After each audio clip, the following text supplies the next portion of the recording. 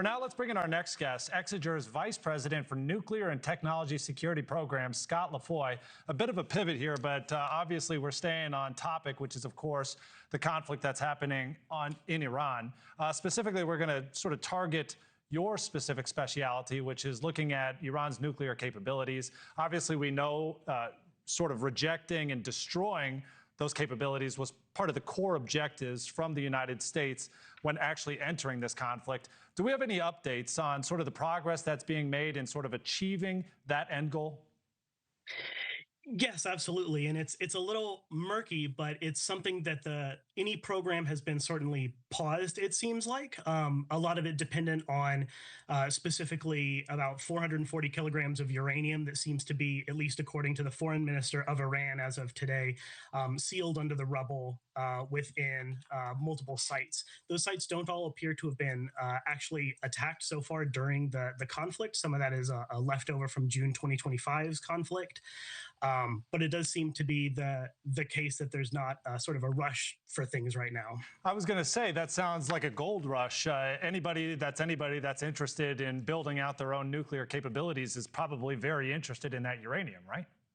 It'd be extremely concerning in the event that uranium was that control of that uranium was lost, or that its location was unverified, which is currently somewhat as it stands. We are taking the Iranian government sort of at face value for that.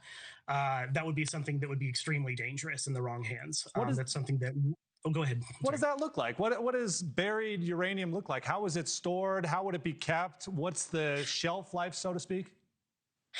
Absolutely. So right now it's usually stored in casks, about 40 to 50 pound cylinders of uranium hexafluoride gas. This is what they spin around in the centrifuges. So, over the years, a big piece of news has been the centrifuges and the enrichment centers at Fordo and at Natanz, these cascades of centrifuges. This is what's spun around in those centrifuges, off-gassed, and then stored for conversion into the sort of fuels and parts that are fabricated into a nuclear weapon. So it's still a constituent part of a nuclear weapon. It's not like you have full assemblies that are ready to go or anything like that. It's several steps back, but it's stored in usually these heavy 40 to 50 pound casks of basically gas. Yeah, that's fascinating. Obviously, that would be a story a reporter on the ground would love to see, go digging for uranium. I don't know how safe that is or not, but let's talk a little. Say that again. Would recommend it. Would recommend it. Got it. How about just in general, the inherent risk that comes with bombing nuclear sites? I mean, that seems common sense to me, but maybe you can provide context and clear that up. If sort of the mission of wiping out nuclear facilities and capabilities is by bombing it, isn't that a great risk to just about everyone when actually going after explosive materials? Absolutely. And so to be clear, these would not be explosive materials. So if you hit them with a weapon, they don't cause a nuclear detonation. They are precursor materials. But what they do have the equivalent of would be a dirty bomb. So you get radiation release, you'd get irradiated land. Depending on where it's located, that can go airborne or into water sources. This is why after the June 2025 strikes that the United States did against Iran, the IAEA was very quick to come in and say, here's our radiation monitorship. We are indicating no, radiation leaks from these sites.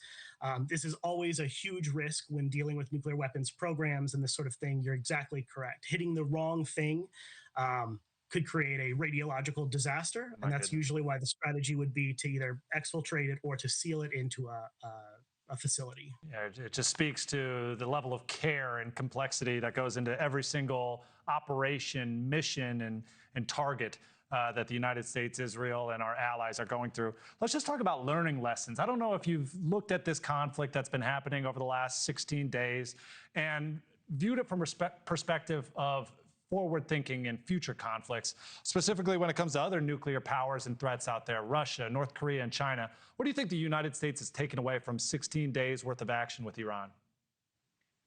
So I think it's that you have to be extremely careful when dealing with a nuclear program. And there's the sort of darker lesson on it is that a more mature nuclear program would be far more dangerous to go after because it could lead to a nuclear detonation. Iran's nuclear program never reached a final bomb stage. They've never tested, at least publicly tested a nuclear weapon. The IAEA indicates they don't have a structured program, which has sort of a mysterious meaning. But in a conflict, going after a fully functional nuclear program, such as what you'd see in North Korea, would be far more dangerous because of the likelihood of nuclear retaliation or an accidental nuclear discharge. Thank you for watching. Subscribe below and download our NewsNation app right now on your phone, and you will get fact-based, unbiased news for all Americans.